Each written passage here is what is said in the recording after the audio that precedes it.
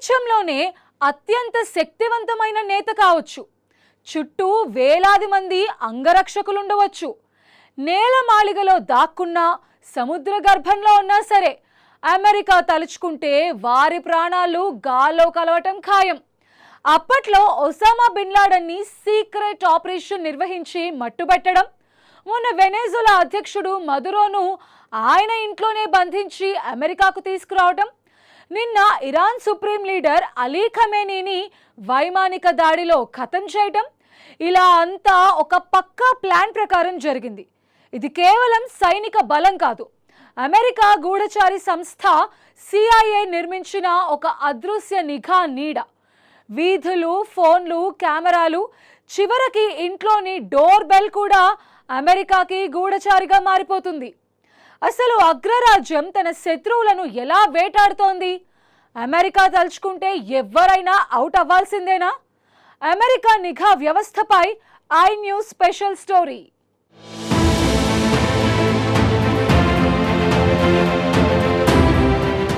Bin Laden హతం నుంచి మొన్న మదురో నిర్బంధం, నిన్న ఖమేనీ హతం వరకు అమెరికా చేసిన ఆపరేషన్లు యావత్ ప్రపంచాన్ని ఉలిక్కిపాటుకు గురిచేశాయి.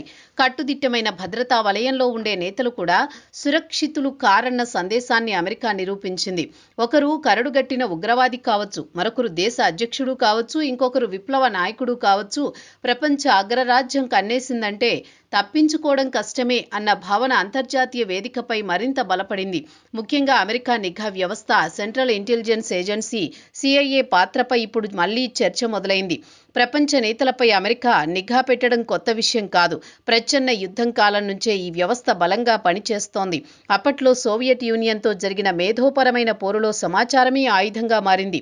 ఆ తర్వాత కూడా ప్రపంచవ్యాప్తంగా శత్రువుల కదలికలు, అణ్వాయుధ ప్రోగ్రాములు, రహస్య చర్చలు ఇవన్నీ అమెరికా నిఘా పరిధిలోనే ఉన్నాయని అనేక కథనాలు వెలువడ్డాయి. వికీలీక్స్ విడుదల చేసిన పత్రాలు చైనా నాయకత్వం అణు కార్యక్రమాలపై అమెరికా గమనికలు ఉంచిందని వెల్లడించాయి. జర్మనీ మాజీ ఛాన్సలర్ ఏంజెలా మెర్కెల్ వ్యక్తిగత సెల్ ఫోన్ ట్యాప్ చేయబడిందన్న ఆరోపణలు కూడా అంతర్జాతీయంగా దుమారం రేపాయి. ఆ విషయంపై అప్పటి అమెరికా అధ్యక్షుడు బరాక్ ఒబామాతో మెర్కెల్ నేరుగా మాట్లాడినట్లు వార్తలొచ్చాయి. మిత్ర దేశాలపైన నిఘా ఉంటే శత్రు దేశాల పరిస్థితి ఎలా ఉంటుందో ఊహించుకోవచ్చు.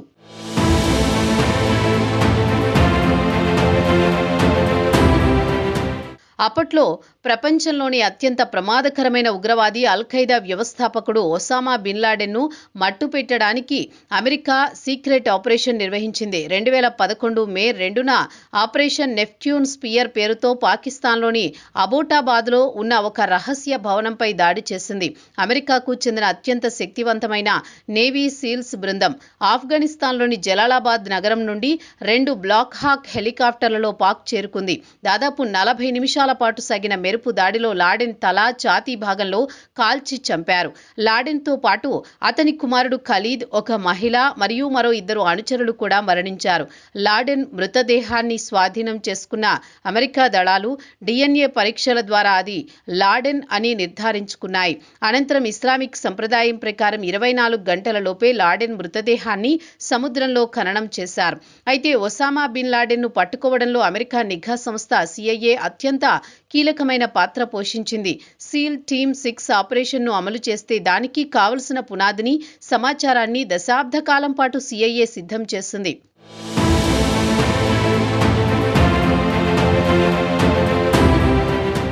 Iran supreme leader Ayatollah Ali Khamenei కూడా చాలా కాలంగా అమెరికా రాడార్లో ఉన్నారని ఇప్పుడు విశ్లేషకులు గుర్తు చేస్తున్నారు.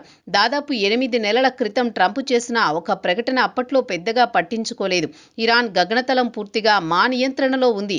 సుప్రీం లీడర్ ఎక్కడ ఉన్నాడో మాకు తెలుసు. అతడు సులభమైన టార్గెట్, కానీ ప్రస్తుతానికి మేము ఆ నిర్ణయం తీసుకోలేదు అని ట్రంప్ సోషల్ మీడియాలో పేర్కొన్నారు. ఆ సమయంలో అది కేవలం రాజకీయ హెచ్చరికగా భావించారు. కానీ తాజా పరిణామాల తర్వాత ఆ వ్యాఖ్యలు మళ్లీ చర్చకొచ్చాయి. టెహ్రాన్లోని ట్రాఫిక్ కెమెరాలు, ఫోన్ నెట్వర్కులు, ఉపగ్రహ చిత్రాలు ఖమేనీ కదలికలపై అమెరికాకు స్పష్టమైన దృశ్యాన్ని అందించాయని చెబుతున్నారు. ఫిబ్రవరి 28న ఖమేనీ తన అధికారిక నివాసంలో సమావేశంలో ఉండగా అమెరికా అందించిన నిఘా సమాచారంతో ఇజ్రాయెల్ వైమానిక దాడులు చేసినట్లు నివేదికలు వెలువడ్డాయి.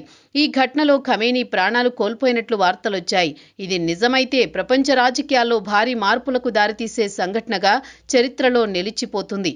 ఇప్పుడు మదురో ఖమేనీ సంఘటనల తర్వాత ప్రపంచవ్యాప్తంగా భద్రతపై తీవ్రంగా చర్చ మొదలైంది. ప్రపంచ నేతల భద్రత అంటే భౌతిక రక్షణ మాత్రమే సరిపోతుందా, లేక డిజిటల్ రక్షణ కూడా అంతే ముఖ్యమా అనే ప్రశ్న సాగుతోంది. ఇప్పుడు యుద్ధం కేవలం గన్నులతో కాదని సర్వేలెన్స్ సిస్టమ్స్తో సాగుతోందని విశ్లేషకులు హెచ్చరిస్తున్నారు. ఒక దేశం తన శత్రువును బలహీనపరచాలంటే ముందుగా అతని సమాచార వ్యవస్థను ఛేదించాలని ఇప్పుడు అమెరికా అదే చేస్తోందని విశ్లేషకులు చెబుతున్నారు. మరోవైపు అమెరికా మాత్రం ఉగ్రవాదం, అంతర్జాతీయ భద్రతా పేరుతో ఈ చర్యలను సమర్థిస్తోంది.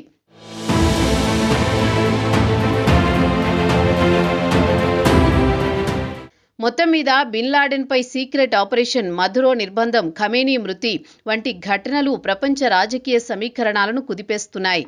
అగ్రరాజ్యం నిఘా వ్యవస్థ ఎంత లోతుగా పనిచేస్తుందో ఈ సంఘటనలు చూపిస్తున్నాయి. ఇకపై ప్రపంచ నేతలు కేవలం బుల్లెట్ ప్రూఫ్ వాహనాలు, బలమైన భద్రతా సిబ్బందితోనే కాకుండా డిజిటల్ రక్షణ కవచంతో కూడా తమను తాము కాపాడుకోవాల్సిన కాలం వచ్చింది.